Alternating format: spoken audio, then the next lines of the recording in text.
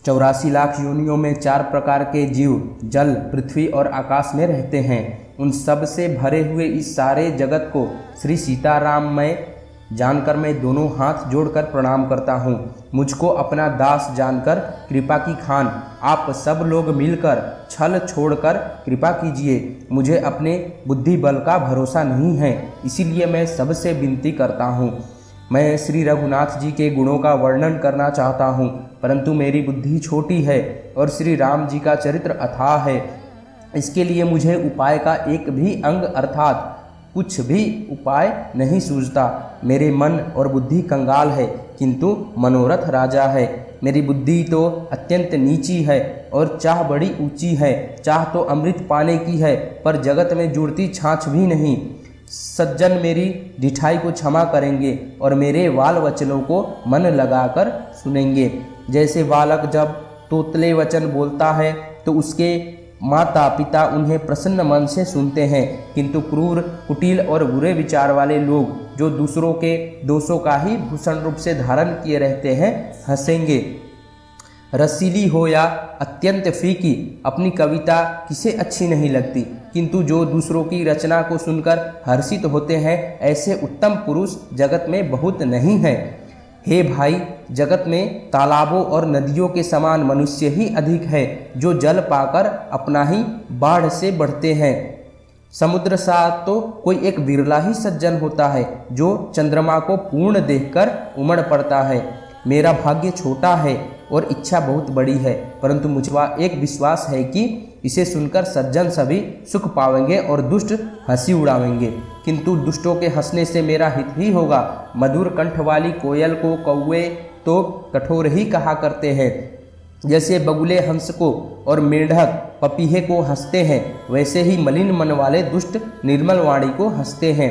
जो न तो कविता के रसिक है और न जिनका श्री रामचंद्र जी के चरणों में प्रेम है, उनके लिए भी यह कविता सुखद हास्य रस का काम देगी। प्रथम तो यह भाषा की रचना है, दूसरे मेरी बुद्धि भोली है, इससे यह हंसने के योग्य ही है। हंसने में उन्हें कोई दोष नहीं, जिन्हें न तो प्रभु के चरणों में प्रेम है और न ही अच्छी समझ ही है, उसको यह कथा सुनने में फीकी लगेगी।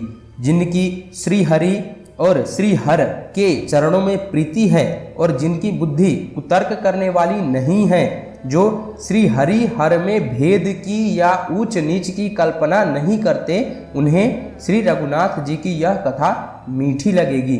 सज्जनगण इस कथा को अपने जी में श्री राम जी की भक्ति के भूषित जानकर सुंदर वाणी से सराहना करते हुए सुनेंगे। मैं न तो कवि हूँ न वाक्य रचना में ही कुशल हूँ, मैं तो सब कलाओं तथा सब विद्याओं से रहित हूँ। नाना प्रकार के अक्षर, अर्थ और अलंकार, अनेक प्रकार की छंद रचना, भाव और रसों के अपार भेद और कविता के भांति भांति के गुण दोष होते हैं। इनमें से काव्य संबंधी एक भी बात का ज्ञान मुझमें नहीं है। यह मैं कोरे कागज पर लिखकर शपथ पूर्वक सत्य सत्य कहता हूँ। मेरी रचना सब गुणों से रहित है, इसमें बस जगत प्रसिद्ध एक गुण है, उससे विचार कर अच्छी बुद्धि वाले पुरुष जिनके निर्मल ज्ञान है इसको सुनेंगे।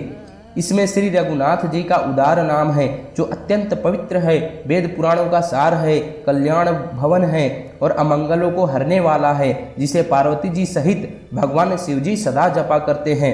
जो अच्छे कवि के द्वारा रची हुई बड़ी अनूठी कविता है, वह भी राम नाम के बिना शोभा नहीं पाती। जैसे चंद्रमा के समान मुख वाली सुंदर स्त्री सब प्रकार से सुसज्जित होने पर भी वस्त्र के बिना शोभा नहीं देती, इसके विपरीत कुकवि की रची हुई सब गुणों से रहित कविता को भी राम के नाम एवं यश से अंकित जानकर बुद्धिमान लोग आदर पूर्वक कहते और सुनते हैं, क्योंकि संत जन भंवरे की भांति गुण ही को ग्रहण करने वाले होते हैं। यद्यपि मेरी इस रचना में कविता का एक भी रस नहीं है, तथापि इसमें श्री राम जी का प्रताप प्रकट है। मेरे मन में यही एक भरोसा है, भले संग से भला किसने बड़प्पन नहीं पाया। धुआं भी अगर के संग से सुगंधित होकर अपने स्वाभाविक कड़ुएपन को छोड़ देता है। मेरी कविता अवश्य भद्दी है, परंतु इसमें जगत कल्याण करने वाली राम कथा रूपी उत्तम वस्तु वर्णन किया गया है। तुलसीदास जी कहते हैं कि श्री रघुनाथ जी की कथा कल्याण करने वाली और कलयुग के पापों को हरने वाली है। मेरी इस भद्दी कविता रूपी नदी की चाल पवित्र जल वाली नदी गंगा जी की चाल की भांति टेढ़ी है। प्रभु श्री रघुनाथ जी के सुंदर यश के संग से यह कविता सुंदर तथा सज्जनों के मन को भाने वाली हो जाएगी। शमशान की अपवित्र राख भी श्री महादेव जी के अंग के संग से सुहावनी लगती है और स्मरण करते ही पवित्र करने वाली होती है। श्री राम जी के यश संग से मेरी कविता सभी को अत्यंत प्रिय लगेगी, जैसे मलय पर्वत के संग से काष्ठ मात्र चंदन बनकर वंदनीय हो जाता है। फिर क्या कोई काठ की तुच्छता का विचार करता है? श्यामा गौ काली होने पर भी उसका दूध उज्जवल और बहुत गुणकारी होता है, यही समझकर सब लोग उसे पीते हैं। इसी तरह गंवारू भाषा से होने पर भी श्री सीताराम जी के यश को बुद्धिमान लोग बड़े चाव से गाते और सुनते हैं। मणिक और मोती की जैसी सुंदर छवि है वह सांप, पर्वत और हाथी के मस्तक पर वैसी शोभा नहीं पाती। राजा के मुकुट और नवयुवती स्त्री के शरीर को पाकर ही ये सब अधिक शोभा को प्राप्त होते हैं। इसी तरह बुद्धिमान लोग कहते हैं कि सुकवि की कविता भी उत्पन्न और कही होती है और शोभा अन्यत्र कहीं पाती है।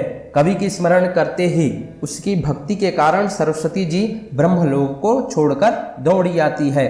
सरस्वती जी की दौड़ी आने की वह थकावट रामचरित रूपी सरोवर में उन्हें नहलाए बिना दूसरे करोड़ों उपाय से भी दूर नहीं होती। कवि और पंडित अपने हृदय में ऐसा विचार कर कलयुग के पापों के हरने वाले श्री हरि के यश का ही गान करते हैं। संसार मनुष्यों का गुणगान करने से सरस्वती जी सिर धुनकर पछताने लगती है कि मैं क्यों इसके बुलाने पर आई। बुद्धिमान लोग हृदय को समुद्र, बुद्धि के सीप और सरस्वती को स्वाति नक्षत्र के समान कहते हैं। इसमें यदि श्रेष्ठ विचार रूपी जल बरसता है तो मुक्तामणि के समान सुंदर कविता होती है। उन कविता रूपी मुक्तामणियों को युक्ति से बेध कर फिर रामचरित्र रूपी सुंदर तागों में पिरोकर सज्जन लोग अपने निर्मल हृदय को धारण करते हैं, जिससे अत्यंत अनुराग रूपी शोभा होती है। जो कराल कलयुग में जन्मे हैं, जिनकी करनी कौवे के समान है और वेश हंस का सा है, जो वेद मार्ग को छोड़कर कुमार्ग पर चलते हैं, जो कपट की मूर्ति और कलयुग के पापों के भाड़े हैं, जो श्री राम जी के भक्त कहलाकर लोगों को ठगते हैं, जो धन, क्रोध और काम के गुलाम हैं और जो धींगा धींगी करने वाले धर्मध्वजी और कपट के धंधों का बोझ ढोने वाले हैं। संसार के ऐसे लोगों में सबसे पहले मेरी गिनती है। यदि मैं अपने सब अवगुणों को कहने लगूं तो यह कथा बहुत बढ़ जाएगी और मैं पार नहीं पाऊंगा। से मैंने बहुत कम अवगुणों का वर्णन किया है, बुद्धिमान लोग थोड़ी ही में समझ लेंगे। मेरे अनेकों प्रकार की विनती को समझकर कोई भी इस कथा को सुनकर दोष नहीं करेगा। इतने पर भी जो शंका करेंगे वे तो मुझसे भी अधिक मूर्ख और बुद्धि के कंगाल हैं। मैं न तो कवि हूँ न चतुर कहलाता हूँ, अपनी बुद्धि के अनुसार श्री राम जी के गुण गाता हूँ। कहाँ तो श्री रघुनाथ जी के अपार चरित्र, कहाँ संसार में आसक्त मेरी बुद्धि। जिस हवा से सुमेरु जैसे पहाड़ उड़ जाते हैं, कहिए तो उसके समान रुई किस गिनती में है। श्री राम जी की असीम प्रभुता को समझकर कथा रचने में मेरा मन बहुत हिचकता है। सरस्वती जी, शेष जी, शिव जी, ब्रह्मा जी, शास्त्र, वेद और पुराण ये सब नेति नेति कहकर सदा जिनका गुणगान किया करते हैं। यद्यपि प्रभु श्री रामचंद्र जी की प्रभुता को सब ऐसे ही जानते हैं, तथापि कहे बिना कोई नहीं रहा। इसमें वेद ने ऐसा कारण बताया है कि भजन का प्रभाव बहुत तरह से कहा गया है। जो परमेश्वर एक हैं, जिनकी कोई इच्छा नहीं है, जिनका कोई रूप और नाम नहीं है, जो अजन्मा, सच्चिदानंद और परम धाम है और जो सब में व्यापक एवं विश्वरूप है, उन्हीं भगवान ने दिव्य शरीर धारण करके नाना प्रकार की लीला की है। वह लीला केवल भक्तों के हित के लिए ही है, क्योंकि भगवान परम कृपालु है और शरणागत के बड़े प्रेमी हैं, जिनकी भक्तों पर बड़ी ममता और कृपा है, जिन्होंने एक बार जिस पर कृपा कर दी उस पर फिर कभी क्रोध नहीं किया। वे प्रभु श्री रघुनाथ जी गई हुई वस्तु को फिर प्राप्त कराने वाले, गरीब निवाज, सरल स्वभाव, सर्वशक्तिमान और सबके स्वामी हैं। यही समझकर बुद्धिमान लोग उन श्री हरि का यश वर्णन करके अपनी वाणी को पवित्र और उत्तम फल देने वाली बनाते हैं। उसी बल से मैं श्री रामचंद्र जी के चरणों में शीश नवाकर श्री रघुनाथ जी के गुणों की कथा कहूँगा। इसी विचार से वाल्मीकि, व्यास आदि मुनियों ने पहले हरि की कीर्ति गाई है। भाई, उसी मार्ग पर चलना मेरे लिए सुगम होगा। जो अत्यंत बड़ी श्रेष्ठ नदियां हैं, यदि राजा उन पर पुल बंधा देता है तो अत्यंत छोटी चिटिया भी उन पर चढ़कर बिना ही परिश्रम के पार चली जाती है। इसी प्रकार मुनियों के वर्णन के सहारे मैं भी श्री रामचरित्र का वर्णन सहज ही कर सकूंगा। इस प्रकार मन को बल दिखलाकर मैं श्री रघुनाथ जी की सुहावनी कथा की रचना करूंगा। व्यास आदि जो अनेकों श्रेष्ठ कवि हो गए हैं, जिन्होंने बड़े आदर से ही श्री हरि का सुयश वर्णन किया है, मैं उन सब श्रेष्ठ कवियों के चरण कमलों में प्रणाम करता हूँ। वे मेरे सब मनोरथों को पूरा करे। कलयुग के भी उन कवियों को मैं प्रणाम करता हूँ, जिन्होंने श्री रघुनाथ जी के गुण समूहों का वर्णन किया है। जो बड़े बुद्धिमान प्राकृत कवि हैं, जिन्होंने भाषा में हरिचरित्रों का वर्णन किया है। जो ऐसे कवि पहले हो चुके हैं, जो इस समय वर्तमान में हैं और जो आगे होंगे, उन सबको मैं सारा कपट त्याग कर प्रणाम करता हूँ। आप सब प्रसन्न होकर यह वरदान दीजिए कि साधु समाज में मेरी कविता का सम्मान हो, क्योंकि बुद्धिमान लोग जिस कविता का आदर नहीं करते, मूर्ख कवि ही उसकी रचना व्यर्थ परिश्रम करते हैं। कीर्ति, कविता और संपत्ति वही उत्तम है जो गंगा जी की तरह सबका हित करने वाली हो। श्री रामचंद्र जी की कीर्ति तो बड़ी सुंदर है, परंतु मेरी कविता भद्दी है। यह असामंजस्य है, इसकी मुझे चिंता है। परंतु हे कवियों, आपकी कृपा से यह बात भी मेरे लिए सुलभ हो सकती है। रेशम की सिलाई टाट पर भी सुहावन लगती है। चतुर पुरुष उसी कविता का आदर करते हैं जो सरल हो और जिसमें निर्मल चरित्र का वर्णन हो, तथा जिसे सुनकर शत्रु भी स्वाभाविक बैर को भूलकर सराहना करने लगे। ऐसी कविता बिना निर्मल बुद्धि के होती नहीं है, और मेरी बुद्धि का बल बहुत ही थोड़ा है। इसीलिए बार बार निहोरा करता हूँ कि हे कवियों, आप कृपा करें जिससे मैं हरि यश का वर्णन कर सकूँ।